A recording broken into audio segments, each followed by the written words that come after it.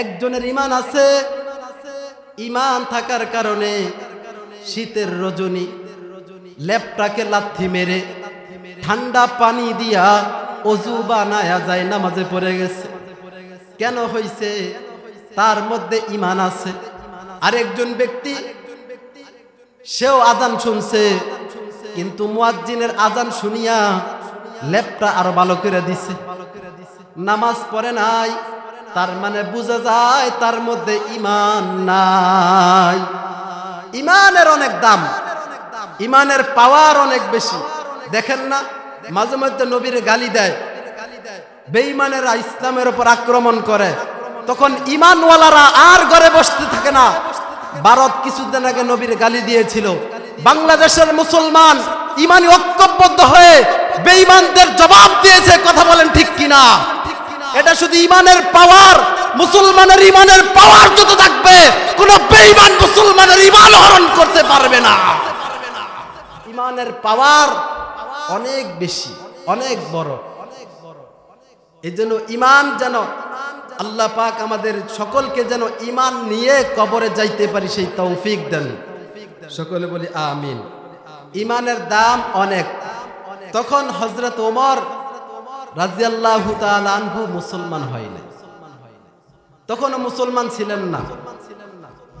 তো আল্লাহ পাক রব্বুল আলামিন সুমাইয়া রাদিয়াল্লাহু তাআলা আনহা যখন দুনিয়া থেকে চলে গেলেন, এর কিছুদিন পর আবার তারা একটা সভা অনুষ্ঠান করলো, যে যেই সুমাইয়া যেই নবীর কালিমা পড়ছে তার জীবন চলে গেল, কিন্তু সে ঈমান বিক্রি করে নাই, তাহলে সেই মুহাম্মদকে আগে হত্যা করতে হইব। এই জন্য একটা সভা অনুষ্ঠান হইল। সবার মধ্যে বলল, কে আছো মুহাম্মদকে হত্যা করবা? উমর তখনও কি হয় নাই, মুসলমান হয় নাই। তো উমর বলতেছেন, লাব্বাইক সভাপতি সাহেব, আমি আছি।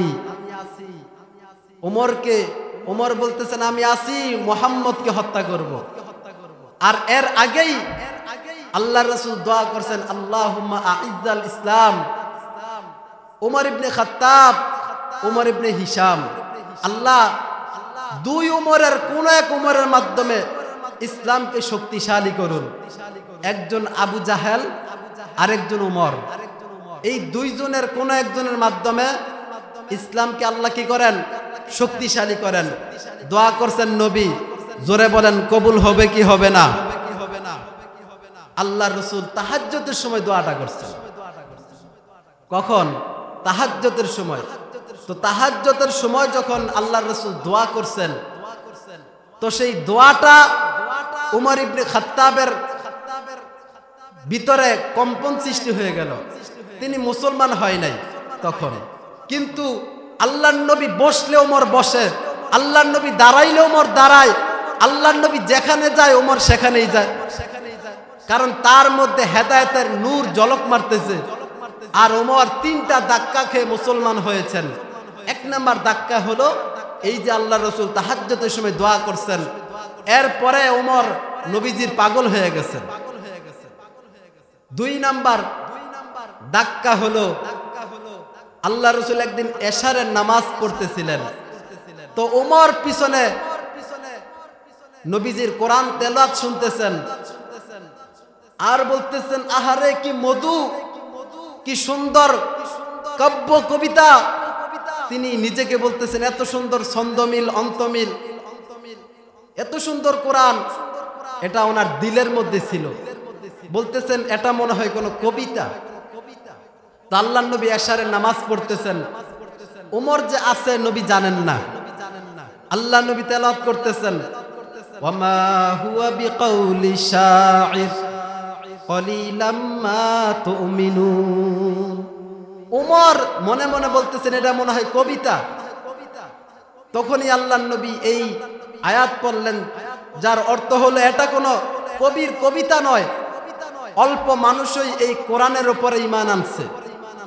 তো ওমর বলতেছেন, নবী কি গণক নাকি? আমার দিলের মধ্যে একটা কথা, এই কথাটা পর্যন্ত জানে। অনেক সময় আমাদের এমন হয় না, আমরা একজনকে নিয়ে আলোচনা করি, হঠাৎ দেখি এই লোকটা হাজির হয়ে গেছে, তখন কি বলি আপনার হায়াত আছে, বলি কি বলি না? ওমর দিলের মধ্যে এই রচনা করতেছেন কোরআনটা কত সুন্দর, এই মধ্যেই আল্লাহ রসুল এই আয়াত তেলাওয়াত করলেন। তো ওমর বলতেছেন উনি গণক নাকি? এরপরেই আল্লাহ নবী বলেন ওয়ালা বিকাউলি কাহিন কলিলাম মা তাযাক্কারুন। এই কোরআন কোন গণকের গণকা না, এই কোরআন আল্লাহ প্রদত্ত। ওমর বলতেছেন এটা যদি কোনো গণকের কথাও না হয়, কলিলাম মা তাযাক্কারুন, অল্প মানুষই কোরআনের উপদেশ গ্রহণ করে, তো এটা কি হতে পারে? পরের আয়াত আল্লাহ রাসূল তেলাওয়াত করেন তানজিলুম মির রাব্বিল আলামিন, যার অর্থ হলো এই কোরআন বিশ্বজগতের প্রতিপালক রব্বুল আলামিনের পক্ষ থেকে নাজিল হয়েছেন। সুবহানাল্লাহ। এবার ওমর বলতেছেন এখন টের পাইছি এই কোরআন মুহাম্মদের উপরে নাজিল হয়েছে।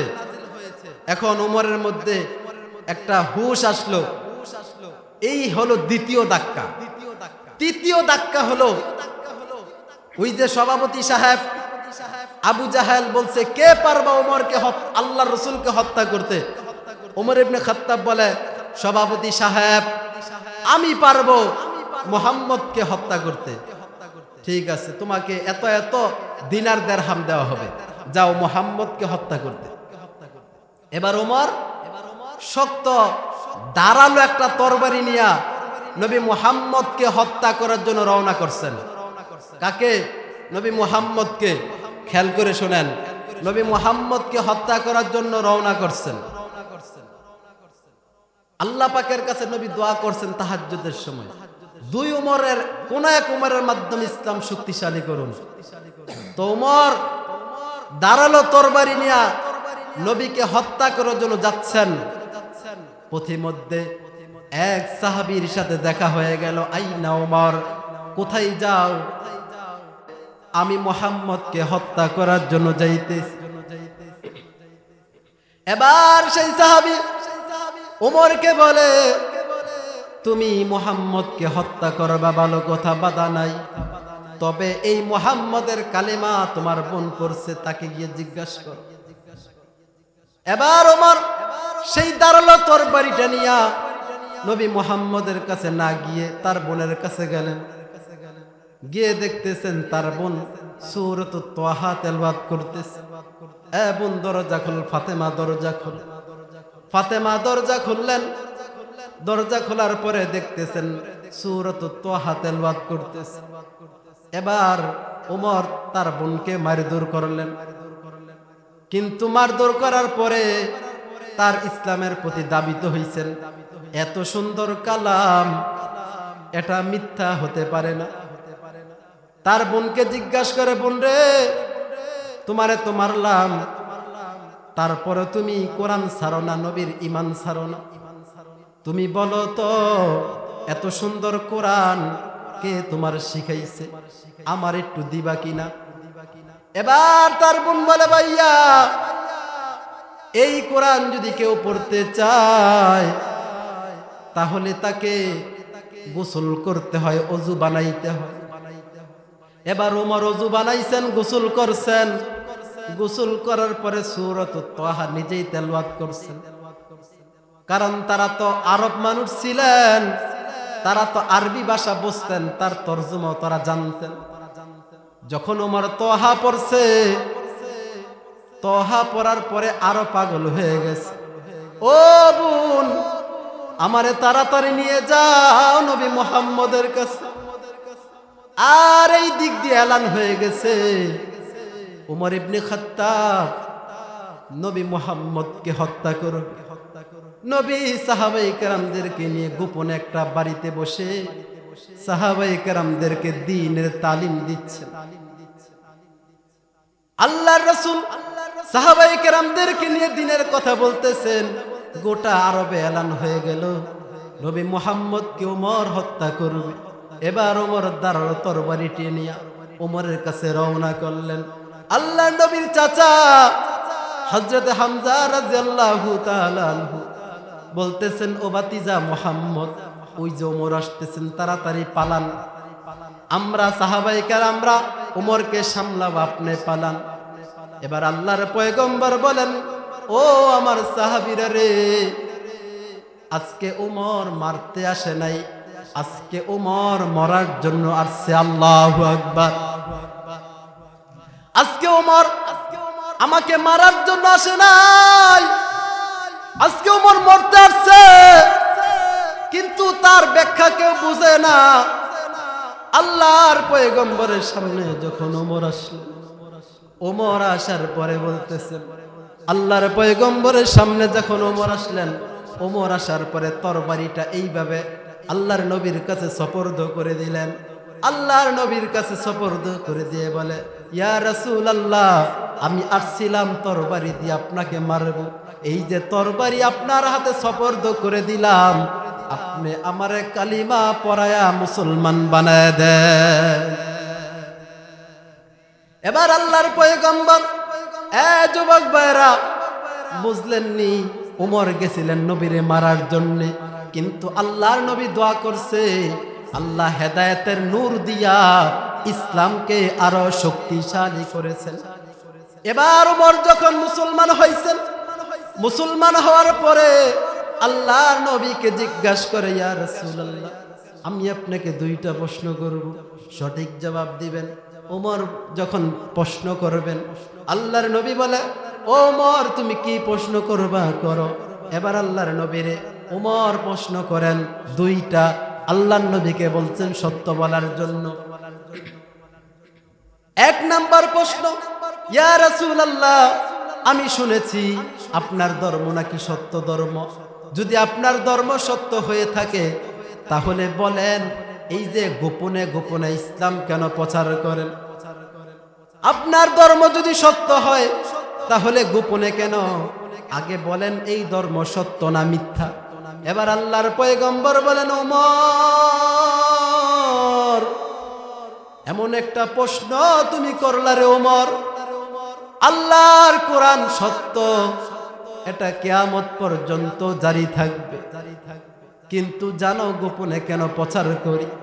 আমাদের সংখ্যা তো মাত্র কয়েকজন, 12-13 জন, 11-12-13 জন মুসলমান, আর কাফের তো হাজার হাজার।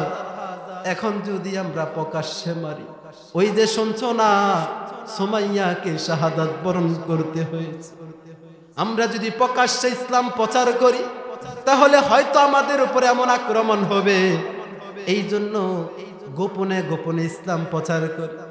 এবার ওমর বলে, ইয়া রাসূলুল্লাহ, যদি আপনি অনুমতি দেন তাহলে আজ থেকে গোপনে ইসলাম প্রচার হবে না, প্রকাশ্যে প্রচার হবে। আল্লাহর পয়গম্বর বলেন, ওমর, না না না, ইসলাম এখন শক্তিশালী হয় নাই। আল্লাহর রাসূল বলে, ওমর, ইসলাম আরো শক্তিশালী হলে আমরা প্রকাশ্যে ইসলাম প্রচার করব। কিন্তু ওমর বলে, ইয়া রাসূলুল্লাহ, ইয়া হাবিবাল্লাহ, আপনি যেহেতু বলছেন ইসলাম সত্য, আজ থেকে গোপনে আর প্রচার হবে না, আজ থেকে ইসলাম প্রকাশ্যে প্রচার হবে। কি পদ্ধতি করা যায়? এবার আল্লাহর পয়গম্বর ওমরকে বলছেন, ঠিক আছে। আল্লাহ রাসূল তো দোয়া করছেন, ইসলামকে শক্তিশালী করুন, আল্লাহ দোয়া কবুল করেছেন। এবার ওমর ইবনে খাত্তাব বলতেছেন, আমরা এই গোপনীয় বাড়ি থেকে বাইতুল্লাহ শরীফে তাকবীর দিয়ে দিয়ে যাব, বাইতুল্লাহ শরীফে প্রকাশ্যে আজান হবে আর সেখানে জামাত হবে। আল্লাহু আকবার। মাত্র 11 জন। কয়জন? অনেক বেশি, ঠিক না? আপনাদের থেকে অনেক কম, ঠিক কিনা? মাত্র 11 জন মুসলমান দুইটা লাইন করলেন। ওমর বলতেছেন, দুই পাশে আল্লাহু আকবার আল্লাহু আকবার স্লোগান দিয়ে আমরা বাইতুল্লাহ শরীফে গিয়ে আজান দিয়ে প্রকাশ্যে জামাত পড়ব। কিন্তু ওই সাহাবায়ে কেরামের মধ্যে কম্পন সৃষ্টি হয়ে গেছে, আরে তারা তো আমাদেরকে মেরে ফেলবে। ওমর বলতেছেন, কোনো ভয় নাই। এবার দুইটা কাতার করলেন, দুইটা কাতার করে ওমর স্লোগান দিচ্ছেন, আল্লাহু আকবার আল্লাহু আকবার, আল্লাহ বড় আল্লাহ বড়, আমরা যেমন যেমনটা নামাজের মধ্যে বলি আল্লাহ বড়, রুকুতে গিয়ে বলি আল্লাহ বড়, সিজদায় বলি আল্লাহ বড়, হাঁটতে বলি আল্লাহ বড়, ওমরও বলে সবকিছুর থেকে বড় হলেন আমার আল্লাহ। আল্লাহর দ্বীনকে বিজয় করার জন্য আজকে প্রয়োজনে শাহাদাত বরণ করব, তারপরও গোটা আরবের মধ্যে আল্লাহর দ্বীনকে চিন্তা করব। কি করব? আল্লাহর দ্বীন জিন্দা করবেন। এবার আল্লাহু আকবার, আল্লাহু আকবার তাকবীর দিচ্ছেন আর বলতেছেন আমি ওমর ইসলাম গ্রহণ করেছি। আরবের মধ্যে যদি এমন কেউ থাকো যে তার মার বুককে খালি করবে, তার বাবার বুককে খালি করবে, সে যেন আমি ওমরের তরবারির সামনে আসে। সবাই কম্পন সৃষ্টি হয়ে গেল, দূর থেকে সবাই আফসোস করতেছে। এখন থেকে মনে হয় আর মুসলমানের বিরোধিতা করা যাবে না। এবার প্রকাশ্যে তাকবীর দিয়ে দিয়ে বাইতুল্লাহ শরীফে রওনা করলেন, প্রকাশ্যে আজান দিলেন, প্রকাশ্যে বাইতুল্লাহ শরীফে জামাত হলো। আল্লাহু আকবার। আল্লাহ দোয়া কবুল করছেন। আল্লাহুম্মা আইজ্জাল ইসলাম, ইসলামকে আল্লাহ শক্তিশালী করুন। আল্লাহ রাসূল দোয়া করছেন। তো আল্লাহ রাসূলের দোয়ার বরকতে কিয়ামত পর্যন্ত উমরের মতন ইনসাফকার মুসলমান, কিয়ামত পর্যন্ত উমরের মতন একজন ইনসাফকার মুসলমান আজীবন থাকবে। কথা বলেন ঠিক কিনা? বেঈমানরা যতই ইসলাম থেকে মুসলমানদেরকে বিচ্ছিন্ন করতে চাবে, কিন্তু কোনোদিন মুসলমানদেরকে কোরআন থেকে পৃথক করা সম্ভব হবে না। এবার ওমর মুসলমান হয়েছে। আবু জাহেল মাথায় হাত দিলেন, বলতেছেন তাকে পাঠাইছি নবীর হত্যা করার জন্য, সে দেখি নবীর দেখা মুসলমান হয়ে গেছে। আরে আবু জাহেল নিজেও জানতো যে আল্লাহর রাসূল সত্য ধর্ম, কিন্তু সে তার বাপদাদার ধর্মকে ত্যাগ করতে পারে না। মানুষ কি বলবে? আজকে আমাদের সমাজে এমন হয় যে মানুষ কি বলবে, এই জন্য আমরা অনেক অল্প বয়সে যুবক মানুষ দাড়ি রাখলে মানুষ কি বলবে, আর একটু বয়স হোক তারপরে দাড়ি রাখবো না। এইগুলো আমাদের একটা ফালতু চিন্তা, কোনো গ্যারান্টি নাই, জীবনের হায়াতের কোনো গ্যারান্টি নাই। এর জন্য কে কি বলবে এটা দেখার দরকার নাই। আল্লাহ যা বলছেন, পরের আয়াতে আল্লাহ বলেন আল্লাযীনা ইউকিমুনাস সালাতা ওয়া মিম্মা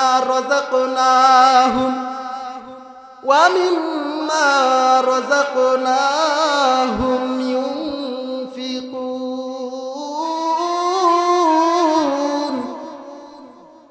পরের আয়াতে আল্লাহ বলেন যারা ঈমান আনছে, কাদেরকে বলছেন? যারা ঈমান আনছে, আল্লাযীনা ইউকিমুনাস সালাত, তারা যেন নামাজ পড়ে। কাফেরদেরকে বলছেন, বিধর্মীদেরকে বলছেন, ঈমানওয়ালাদেরকে আল্লাহ ওয়াজ করতেছেন যারা ঈমান আনছো তারাই নামাজ পড়ো। কারণ কাফের আজীবন সিজদা দিলে কবুল হবে? নামাজ কবুল হওয়ার জন্য শর্ত ঈমান থাকতে হবে। কি থাকতে হবে? ঈমান থাকতে হবে। নামাজ কবুল হওয়ার জন্য শর্ত ঈমান থাকতে হবে। ঈমান ছাড়া কিয়ামত পর্যন্ত যদি তাহাজ্জুদ পড়ে সিজদা দেয় আল্লাহ কবুল করবেন না। আল্লাযীনা ইউকিমুনাস সালাত, নামাজ কায়েম করা, ওয়া মিম্মা রাযাকনাহুম ইউনফিকুন, আল্লাহ আমাদেরকে যে রিজিক দিয়েছেন, যেই রিজিক আল্লাহ দান করছেন, এগুলো আমরা কামাইছি, ঠিক না? না আল্লাহ দিছে? আল্লাহ দান করছেন। ইউনফিকুন, আল্লাহ আমাদের যে রিজিক দিয়েছেন সেই রিজিক থেকে আল্লাহর রাস্তায় খরচ করতে হবে। খরচ করলে কি হবে? আল্লাহ পাক খরচ করার কারণে আরো রিজিক বৃদ্ধি করবেন। সুবহানাল্লাহ। আমাদের জান মাল, আরেক এক আয়াত আল্লাহ পাক বলেন ইন্নাল্লাহা আশতারা মিনাল মুমিনিনা আনফুসাহুম ওয়া আমওয়ালাহুম বিআন্না লাহুমুল জান্নাহ। আল্লাহ পাক বলেন নিশ্চয় আমি মুমিনের জান মাল ক্রয় করলাম। কিসের বিনিময়ে? বিআন্না লাহুমুল জান্নাহ, জান্নাতের বিনিময়ে। তাহলে আমরা জান্নাতের মালিক। আমরা কার মালিক? আমরা কার মালিক? আর আমার মালিক কে? চিল্লায় বলেন। আমরা সবাই জান্নাতের মালিক, আর আমাদের মালিক হলেন আল্লাহ।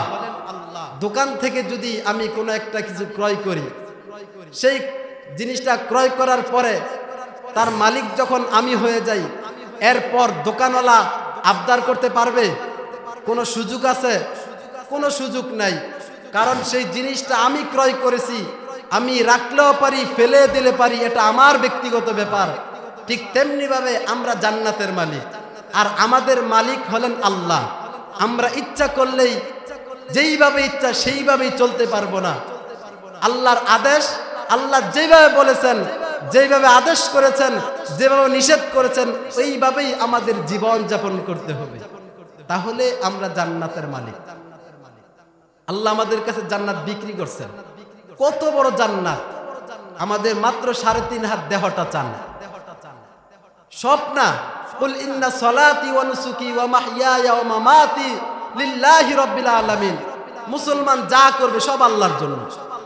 মুসলমান খানা খাবে, খানা খাওয়াটাও আল্লাহর জন্যে। মুসলমান ঘুমাবে, ঘুমানোটাও আল্লাহর জন্যে।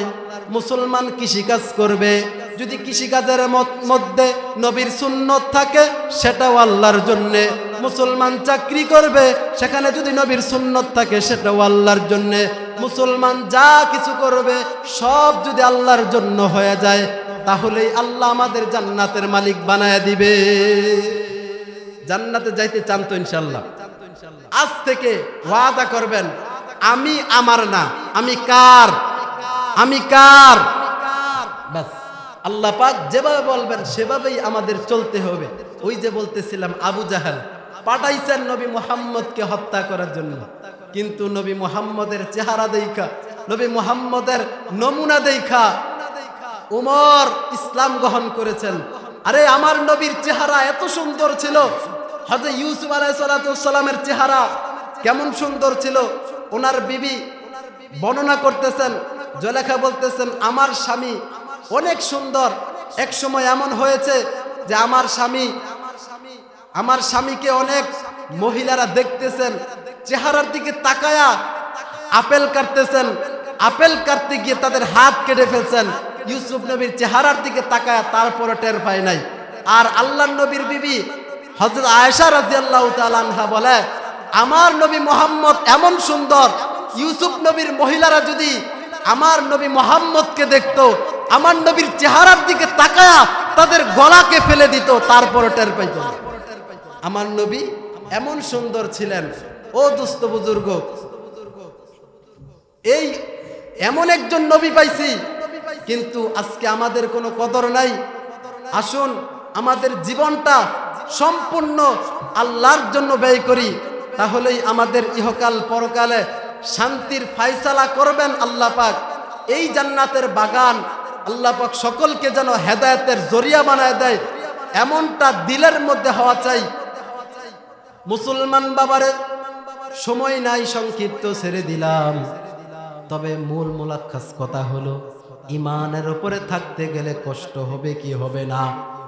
ইমানের উপরে অটল থাকতে গিয়া হযরতে সুমাইয়া নিজের জীবন কুরবান করেছে। ইসলামের উপরে থাকতে গেলে কষ্ট হবে। ইসলামকে টিকিয়ে রাখার জন্য এক ধরনের আলেম ওলামারা কিয়ামত পর্যন্ত কাজ করবে। আল্লাহ পাক তাদের জন্যই রাখছেন, উলাইকা হুমুল মুফলিহুন। এইরকম ব্যক্তিরাই হলো সফল কাম, যারা নিজের জান মালকে সবকিছু বিসর্জন দিয়ে আল্লাহর কোরআনকে জিন্দা করার জন্য যারা মাঠে ময়দানে কাজ করে, সব ক্ষেত্রে যারা ইসলামকে প্রাধান্য দেয়। খোদার কসম, কিয়ামতের ময়দানে সুমাইয়া যেই জান্নাতে যাবে, খাদিজাতুল কুবরা যেই জান্নাতে যাবে, আল্লাহর নবীর জন্য যারা এইভাবে জীবন দিবে, আল্লাহর কসম সেই কিয়ামতের ময়দানে খাদিজাতুল কুবরার সাথে জান্নাতে যাবে। এজন্য ইসলামের উপরে হামলা আসবে, আমরা মুসলমান ঐক্য হব। এই যে আল্লাহর নবীর প্রিয় সাহাবী উমর ইবনে খাত্তাব বলেছিলেন, আসো কে আসো, ইসলামের উপর আঘাত করবে, আমি উমরের ধারালো তরবারি আছে। সবাই খামুশ, সবাই চুপ হয়ে গেলেন। আজীবন আল্লাহ পাক ইসলামকে বিজয় করার জন্য ওমরের মতন ইনসাফওয়ালা মানুষ কায়েম করবেন, যাদের মাধ্যমে ইসলাম কখনো ধ্বংস হবে না। আল্লাহর নবী এই দিনকে টিকিয়ে রাখার জন্য পেটে পাথর বাঁধছেন, বাঁধছে কি বাঁধে নাই? কথা বলেন। আল্লাহর নবী দিনের জন্য যদি এত কষ্ট করতে পারে, আজ থেকে এই মাহফিল থেকে আমরা স্লোগান দিয়ে যাব, আল্লাহর নবীর দিনকে টিকিয়ে রাখার জন্য যদি জীবন দেওয়ার প্রয়োজন হয়, রক্তের প্রয়োজন হয়, শাহাদাত বরণ করার প্রয়োজন হয়, তারপরেও আল্লাহকে সাক্ষী রেখে বলে যাবেন, হে আল্লাহ, যে কোনো মূল্যে আপনার দিনকে ধ্বংস হতে দিব না, দিব না, দিব না। আল্লাহ পাক সকলকে অগুছালো সময় সংক্ষিপ্ত যেই সমস্ত আলোচনা করেছি, আল্লাহ পাক রব্বুল আলামিন সকলকে, আমাকে আপনাদের সকলকে এই আলোচনার উপরে আমল করার তৌফিক দান করুক। আমিও সকলের কাছে দোয়ার প্রার্থী যেন আল্লাহর জন্য গোটা পৃথিবীতে ইখলাসের সহিত খেদমত করতে পারি, আল্লাহ যেন কবুল করে। ওয়া আখির দাওয়ানা আসসালামু আলাইকুম ওয়া রাহমাতুল্লাহি ওয়া বারাকাতুহু।